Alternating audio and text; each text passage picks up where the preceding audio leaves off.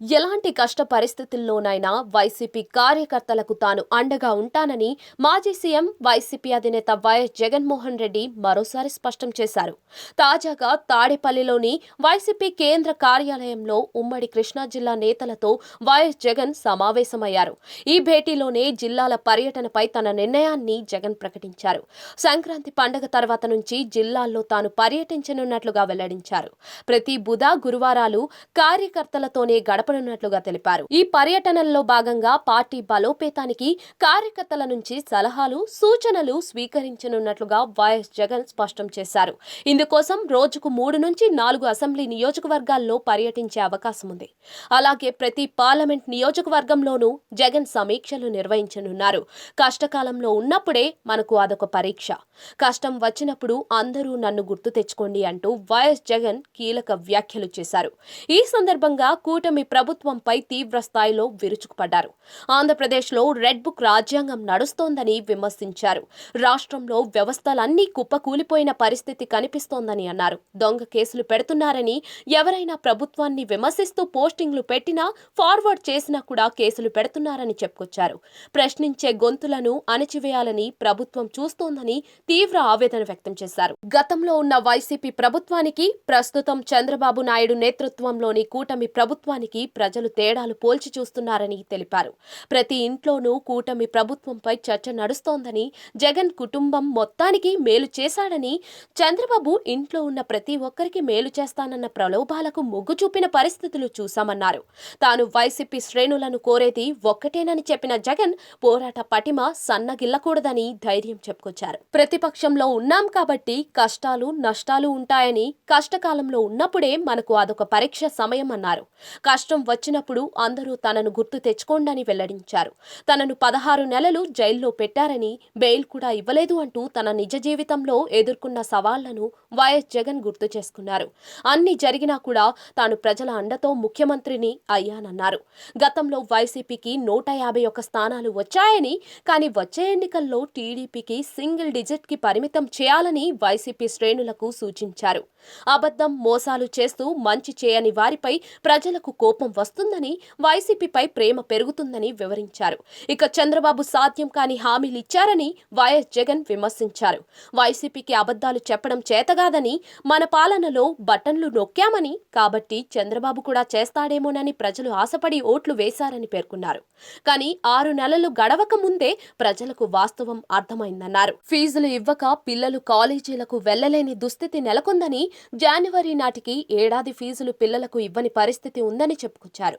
ఆరోగ్యశ్రీ బకాయిలు 2,200 కోట్లు పెండింగ్ పెట్టారని, 108, 104 డయల్ చేసినా కూడా అంబులెన్స్ వచ్చే పరిస్థితి లేదని మండిపడ్డారు. ధాన్యం కొనుగోలు పరిస్థితి దయనీయంగా ఉందని, రైతులు మద్దతు ధర కంటే 300 రూపాయలు తక్కువకు అమ్ముకుంటున్నారంటూ ప్రభుత్వ తీరుపై జగన్ తీవ్ర ఆరోపణలు గుప్పించారు. ఈరోజు ఎక్కడ చూసినా కూడా ఈరోజు రెడ్ బుక్ రాజ్యాంగం జరుగుతూ ఉంది.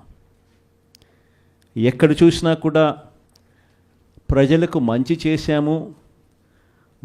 చేశాం కాబట్టి ప్రజల దగ్గరికి వెళ్ళి మాకు ఓటు వేయండి అని అడిగే పరిస్థితి ఎక్కడా కూడా తెలుగుదేశం పార్టీకి లేదు. ఈరోజు ఎక్కడ చూసినా కూడా వ్యవస్థలన్నీ కూడా కుప్పకూలిపోయిన పరిస్థితులు కనిపిస్తూ ఉన్నాయి. మన ప్రభుత్వం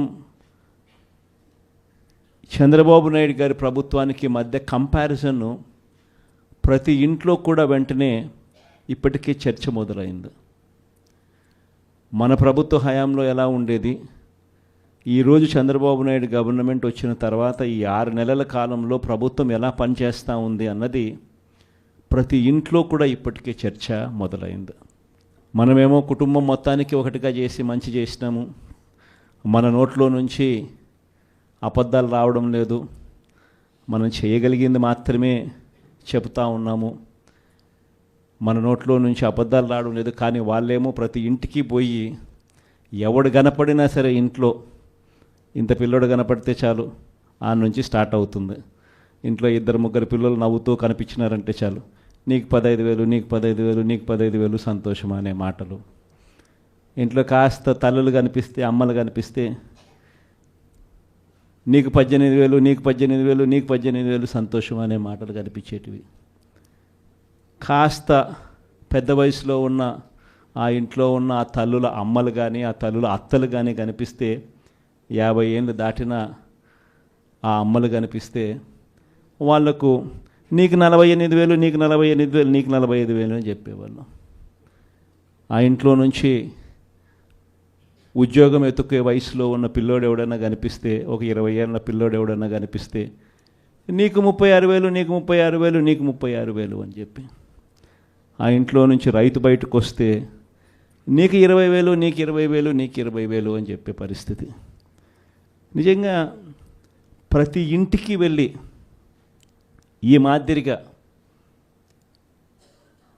ప్రతి ఇంట్లో ఉన్న ప్రతి ఒక్కరిని చూసి ఏ ఒక్కరూ మిస్ కాకుండా ఇవన్నీ జరగబోతున్నాయి చంద్రబాబు నాయుడు ముఖ్యమంత్రి అయిన వెంటనే అని చెప్పి ప్రలోభాలు పెట్టిన నేపథ్యం ప్రస్ఫుటంగా కనిపిస్తూ ఉన్న పరిస్థితిలో కూడా నా దగ్గరికి వచ్చి చాలామంది కూడా చెప్పినారు, అన్న తెలుగుదేశం పార్టీ వాళ్ళు ఈ మాదిరిగా క్యాంపెయిన్ చేస్తూ ఉన్నారు, ఈ మాదిరిగా ప్రతి ఇంట్లో ఉన్న ప్రతి ఒక్కరిని కూడా చెడగొట్టే కార్యక్రమం చేస్తున్నారు, సాధ్యం కాని హామీలు అని చెప్పి సాధ్యం కావని తెలిసినా కూడా ఇస్తూ ఉన్నారు, మనం గమ్ముగా ఉంటే ఎలా అన్నా అని చెప్పి నా దగ్గరికి వచ్చి కూడా అడిగారు.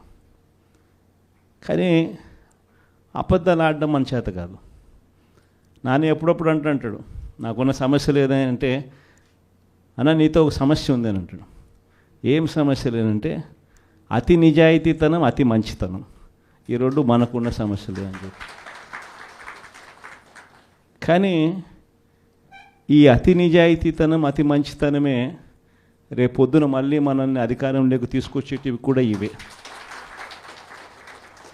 ఎందుకనంటే జగన్ ఇవన్నీ చేయగలిగాడు కదా, చంద్రబాబు నాయుడు దీనికన్నా ఓ 2-3 ఇంతలు ఎక్కువ చెప్తున్నాడు అంతే కదా, అందులో చంద్రబాబు నాయుడు మోడీతో కలిసి వస్తున్నాడు కదా, ఏమో చేయగలుగుతాడేమోలే అన్న ఒక చిన్న ఆశకు తావు బహుశా మన పాలనలో మనం ఇంత బటన్లు చక్కగా నొక్కాం కాబట్టి బహుశా ఆశ కూడా ప్రజలకు కలిగింది.